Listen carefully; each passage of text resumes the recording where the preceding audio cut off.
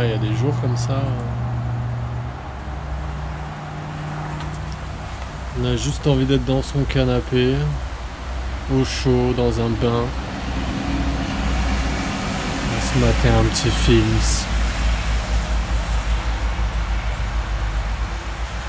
Faut pas trop y penser, faut pas trop rêver.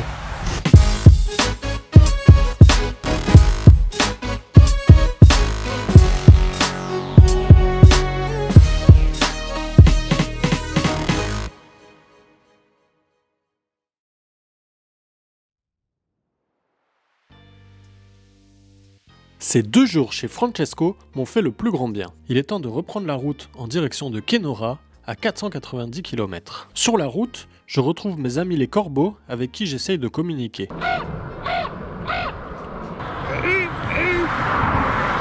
Quand j'en vois un, j'essaye de communiquer avec lui, mais je fais pas encore assez bien le bruit du corbeau. Il ne me répond pas. Je suis chargé à bloc, rempli de nourriture pour Croquette et pour moi. Je suis lent après ces 2 jours d'arrêt. J'ai du mal à avancer et j'ai l'impression que mon pneu arrière est dégonflé. Je le regonfle dans un premier temps et me rends compte qu'il est crevé. Heureusement, je me suis trouvé un petit spot à l'ombre où je peux changer cette roue. Je suis en train d'inspecter ma chambre à air quand une dame vient à ma rencontre. Yeah, I have a flat tire. Classic one. No, I have everything, I just have to change it. But I was not sure if it was a flat tire or something else. But it's a flat tire. Where are you coming from? I come from Montreal. Ok, alors ça se parle français. Ah oui, Oui. toi aussi? Oui, je suis québécoise. Oh. J'essaie de traverser le Canada là. Ok, wow. Puis parfois on a des petits problèmes techniques. Ouais, ça arrive. Là, je t'ai vu, alors j'ai dit, ok, je sais pas s'il y a besoin d'aide ou non. Alors... Ouais, c'est gentil, bah franchement là, bonne journée à toi. Oui, ah, Peut-être ben, à plus bon tard. voyage. Merci, salut. Hein. C'est peut-être pas une crevaison, mais presque. C'est le petit piston par lequel on gonfle la chambre à air. Il y a du jeu dedans et du coup il y a l'air qui sort. Donc en fait mon pneu se dégonflait lentement. Vu que je suis super lourd aujourd'hui, bah, il s'est quand même bien dégonflé. Et c'est quand je l'ai regonflé que là bah, il s'est complètement mis à plat. Et j'ai remis l'ancienne chambre à air que j'ai réparée. Donc on croise les doigts qu'elle tienne. Parce que j'en ai pas d'autres. J'arrive à Kakabeka Falls. On m'a dit que l'endroit était magnifique et on m'a conseillé de m'y arrêter. Je fais le tour des environs et décide de dormir ici. Je n'ai fait que 40 km, mais le spot est vraiment fou.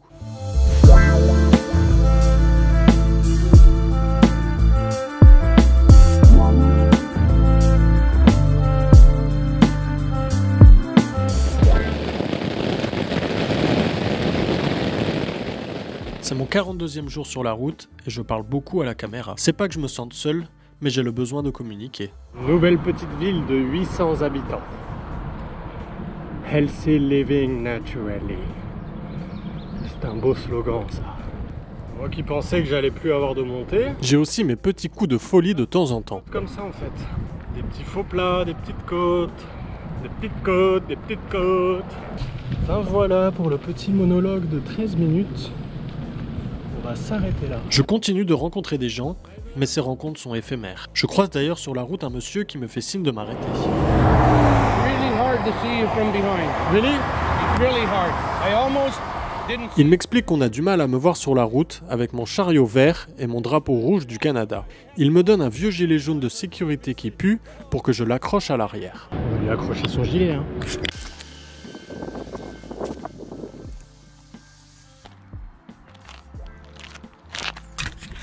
Voilà, je devrais être bien plus visible.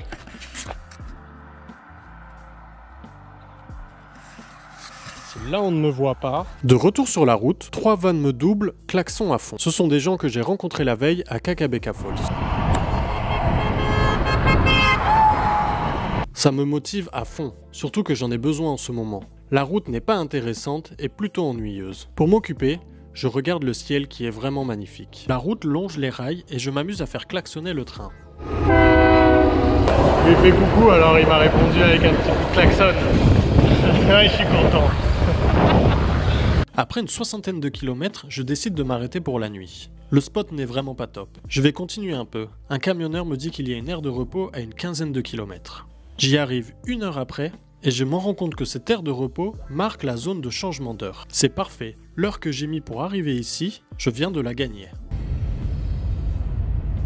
La route longe les rails et j'entends les trains passer nuit et jour.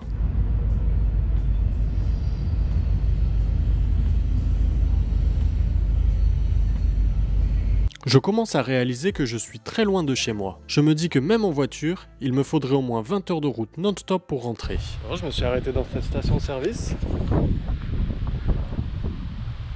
qui a l'air complètement abandonnée. Puis il y avait un monsieur dedans. Puis il m'a ouvert, il m'a filé de l'eau, il m'a donné une bouteille de brisque, thé glacé au citron, gratuitement. Super cool. Donc voilà. Il y a vraiment des gens chouettes. Je continue ma route en direction de Ignace. Le vent est toujours bien présent et très rarement dans la bonne direction.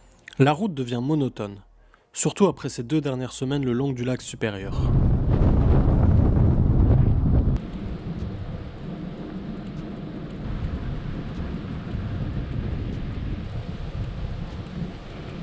Oups, ça là. Dans le vent, oui, oui, oui.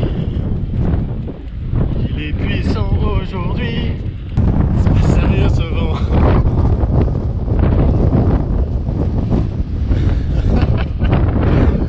Putain, je suis à 8,9. Fuck man. Je m'arrête faire une petite pause quand un grand nuage noir commence à remplir le ciel. Pour finir, c'était juste une averse qui m'a rafraîchi. Ça fait du bien. Le spectacle en tout cas était incroyable. Je continue ma route sur la Highway 17 où il n'y a pas beaucoup de trafic. J'arrive à Ignace et me dirige vers la plage qui malheureusement est interdite aux chiens. J'arrive quand même à me trouver un petit spot juste à côté, mais ce n'est pas très rassurant. Ça sent l'ours ici. D'ailleurs, en réalisant cette vidéo, je tombe sur cette alerte du 24 août. J'étais alors à Ignace un mois avant, le 16 juillet. Je viens de voir un coucher de soleil. Ça rattrape des journées parfois. C'était gris aujourd'hui, c'était monotone. C'était venté. Et là de ma tente, je voyais un petit bout de soleil, je commençais à voir des couleurs. J'étais wow, je vais me lever, je vais aller voir quand même.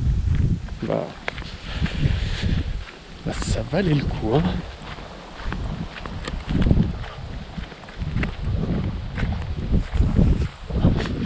Ah les couleurs, et puis je suis pile arrivé au moment, 15 minutes, coucher de soleil. C'était magnifique. Magnifique. Oh, il y en a une qui est bien là. Coucou toi, je te réveille. Mes journées deviennent vraiment routinières. Pédaler, faire des pauses dans des endroits plus ou moins beaux, manger, puis recommencer. La cuillère en bois les gars, trop bien. Au moins tu peux touiller.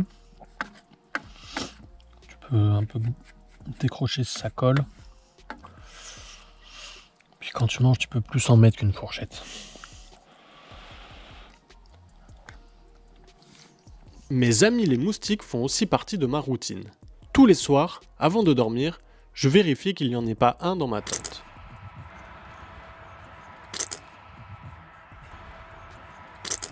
Le lendemain matin, les rapaces sont déjà là et attendent leur petit déjeuner. Je reprends la route et croise Benoît que j'ai rencontré la veille sur l'aire de repos où j'ai dormi. Bonjour. Ça va, t'as déjà bien avancé? Les journées deviennent difficiles. Je pense que je commence à en avoir un peu marre après ces 45 jours sur la route. C'est une belle journée aujourd'hui et peut-être qu'on va avoir le vent dans notre dos. Je dis bien peut-être. Je vois mon drapeau s'agiter un peu là. Donc moi je vais là-bas. Et voyez là, quand il se réveille un peu. On va pas crier victoire trop vite, mais si c'est ça, ça va être cool. Un croquette. Croquette, elle s'en fout, il y a un cadavre d'orignal et elle cherche des petits trucs à bouffer. C'était une blague.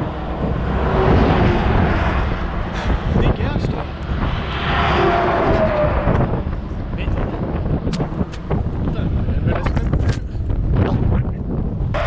Pas enregistrer tranquille ma vidéo. Et non, c'était une blague. Le vent n'est pas avec moi, c'était une feinte. Alors il y a un petit vent contre quand même. Elle ne veut pas me lâcher. Ça arrive souvent que des bébêtes volantes me suivent sur plusieurs kilomètres. J'ai aussi quelques problèmes de pneus sur les 60 km avant d'arriver à Kenora. Je crève au moins 5 fois dans la journée. Je finis par plus avoir de rustine et je m'arrête tous les 3 km pour regonfler mon pneu afin d'arriver à la ville. Kenora est la dernière ville en Ontario avant de rentrer dans le Manitoba. Kenora, c'est Disneyland, hein. Comme toutes les villes, les petites villes, bah ici c'est quand même 15 000 habitants. Et comme les 3/4 des villes que j'ai passées de l'Ontario, c'est Drogueland. Il y a des drogués partout. Alors ils sont pas méchants, hein, mais... Là il y en a un, je pense que c'est à l'alcool, mais il vient de tomber dans l'herbe. Il s'est roulé par terre. Voilà, on quitte Kenora. Kenora. Il me reste environ 45 km avant la frontière. Je fais un décompte des kilomètres grâce à des panneaux kilométriques qui se retrouvent tout le long de la highway. Je me souviens le premier que j'ai vu vers Deep River qui devait être aux alentours de 1760 km. 18, 16 km, 12 km, 12. Il est un peu tordu mais 10 km. Et là, 8 km, 6 km. Non, il n'y a pas de 4. Mais par contre, je suis au numéro 2. On l'a fait! Bon, c'est comme si j'avais fini mon trip, non. J'ai juste fini l'Ontario.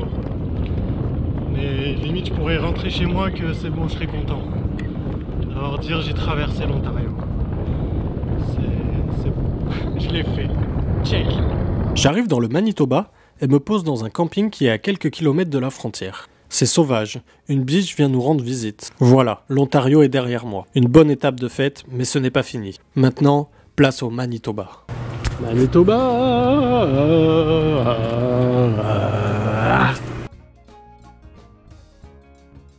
Si cette vidéo vous a plu, vous pouvez retrouver l'ensemble de l'aventure en détail jour après jour sur mon blog à l'adresse suivante.